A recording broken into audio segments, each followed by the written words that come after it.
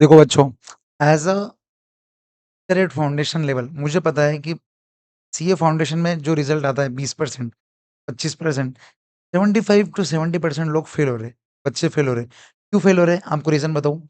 आपको ही पता है। अगर आपने एनालिसिस किया होगा या आप फेल हो एक बार हुए होंगे, आपको मालूम है is either due to accounts, economics नहीं sir, is either due to law और मैथमेटिक्स। लॉ और मैथमेटिक्स।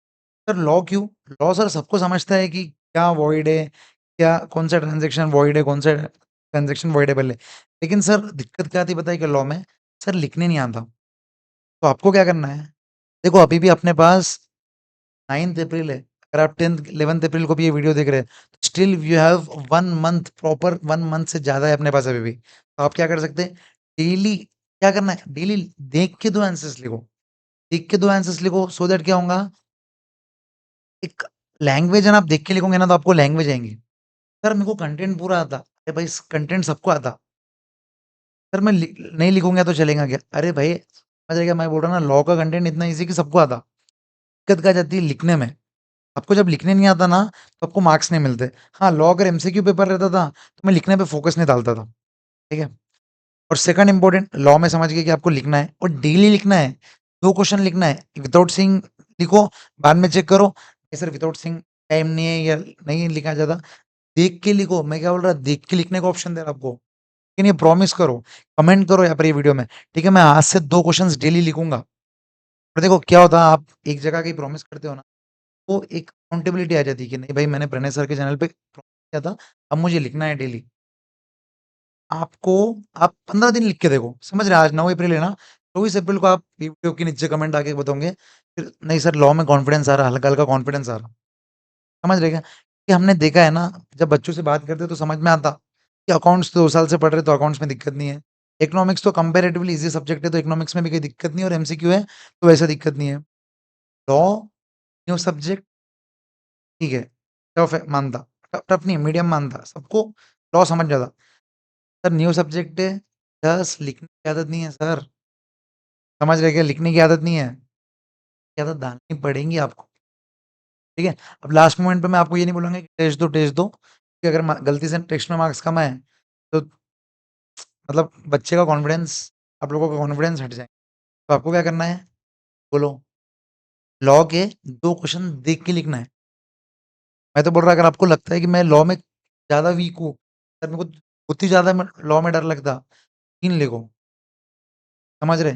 कम से कम 2 तो लिखना ही है, 3 लिखो, बहुत ही आपको लग रहा है तो 4 लिखो, 4 से ज़्यादा मत लिखो, ठीक है? अब पढ़ते-पढ़ते आंसर लिखो, तो क्या होगा, एक तो आपका क्वेश्चन भी रिवाइज़ होगा, आपकी बढ़ जाएँगी भाई वो ज़्यादा इम्पोर्टेंट है लॉ के एग्ज़ाम में, समझ रहे? तो ये फर्स्ट पेपर लॉ के लिए था।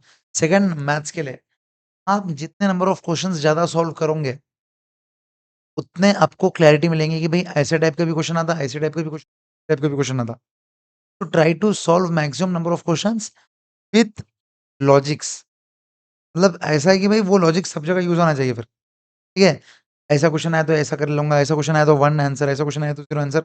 उसका प्रॉपर लॉजिक है कि उसको 4 क्वेश्चन में डाल के देखो। नंबर ऑफ क्वेश्चन्स ज़्यादा से ज़्यादा प्रैक्टिस करने की कोशिश देखो। मैथ्स में बच्चे अक्सर करते क्या है, इम्पोर्टेंट चैप्टर्स पे ज़्यादा ध्यान दो क्योंकि टाइम कम है। पेरेटो प्रिंसिपल यूज़ करो मैथ्स में तो।